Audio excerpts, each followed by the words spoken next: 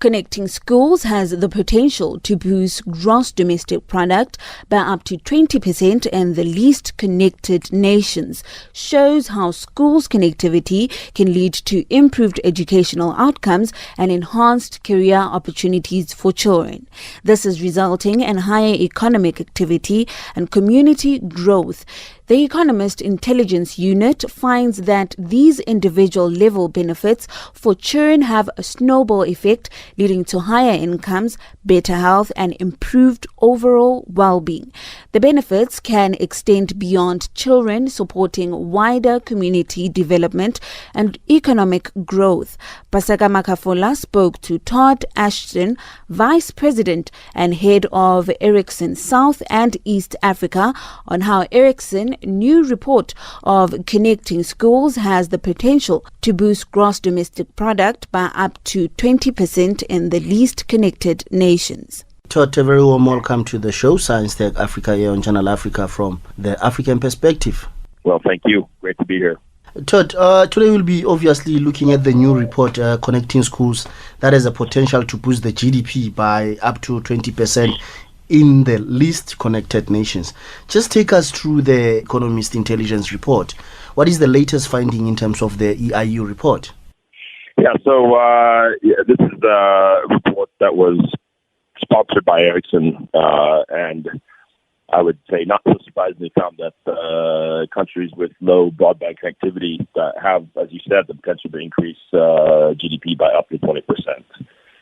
So basically, for every 10% increase in school connectivity, you could see GDP per capita increasing by 1.1% or so.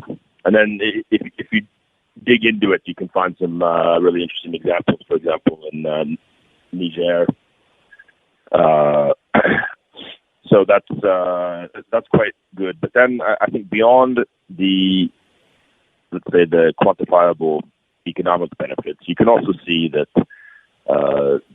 by increasing the school connectivity, I mean, you will increase the quality of education, creating a more productive workforce, obviously leading to job creation, community development, and ultimately driving this economic growth that I think we want to support in these countries.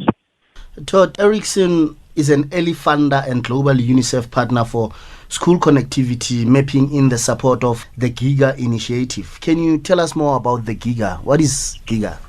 Yeah, absolutely. Okay, so Giga is a school connectivity initiative. It was founded by UNICEF and the International Telecom Union, or ITU, focusing on funding, sharing data, technology expertise to and come up with business models essentially to support school connectivity. So last year we committed to a 3-year partnership with UNICEF to help map the connectivity gap across 35 countries. And this report just reinforces, I think, what we already believe, that the very ambitious goal of Giga is achievable and something that we really want to support. Todd, why did Ericsson decide to take part on this initiative? When Giga was announced, it was immediately clear to us the positive impact it could deliver. I mean, this is before we had done the report to sort of confirm economic impact. I mean, we see bridging the digital divide between urban and rural, between different countries, depending on development.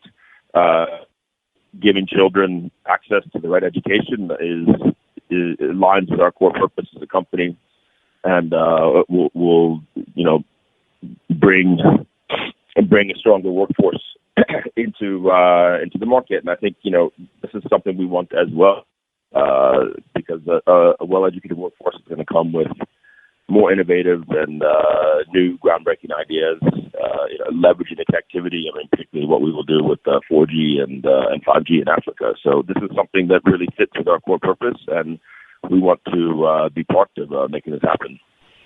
Todd, going back to the report, obviously it focuses on the 4 key actions to make the change. Just take us through those key actions. Yeah, there's a few things, and aligns a lot with the experience I've had in a number of projects maybe not of this scale, but similar. I mean, the first part is around collaboration and partnership. Yeah, sort of a really holistic public-private partnership is needed. People with like-minded ideas amongst the stakeholders to overcome the barriers that for sure we will face to make the connectivity happen. The second part is really around making it accessible and affordable, and being able to create connected schools with the right quality and cost are, of course, very important factors. The next part is really finding ways to embed or leverage digital tools into education, which means both the students will get access to a much broader universe of education, but it also means that we have to support the teachers because they will need to be trained to integrate technology into more, let's say, classic film training. And then finally, I think this is an important topic, how to protect children online. Because while the school connectivity will create lots of opportunities, but we need to make sure that they also understand the dangers and how to get the right support. Because the internet usage must be properly managed to ensure it's safe and secure.